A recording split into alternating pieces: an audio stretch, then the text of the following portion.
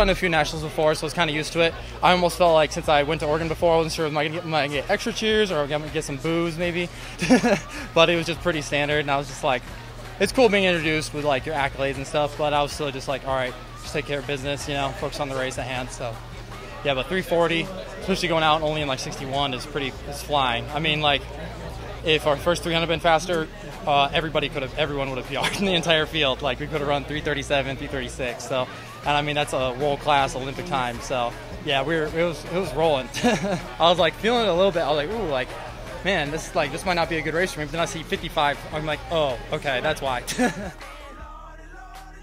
I saw some of them said broken away, but I wasn't sure how many. So I was kind of peeking over my shoulder to make sure, because it doesn't matter whether you win or not. It's just if you get top 5, that's, you know, you're good. So it really doesn't matter where you get. Yeah, I don't know what to say about Natalia. It was a tough day. I think there's a lot of emotion, a lot of pressure on this championship, and making the final and having come back after missing 19 months, I think is fatiguing and tiring and stressful. And I think now maybe the pressure can come off a little bit. She's made the final. She can go out there and run a little more free, a little more light, and maybe move up a little bit.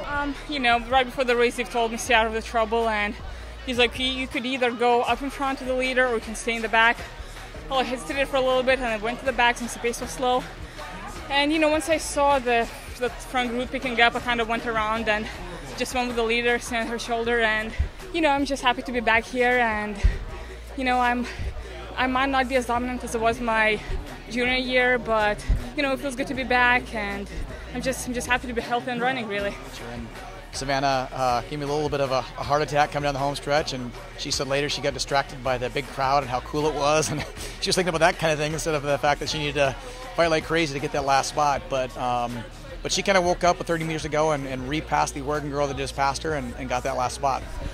This is honestly a dream come true. I've been dreaming about this day since I first got here, since I was in high school senior year, and every year I thought I had a shot, and this year I knew I had a shot, and I just gave it my all to get out there and try and make it on, because it's my dream come true. It really is.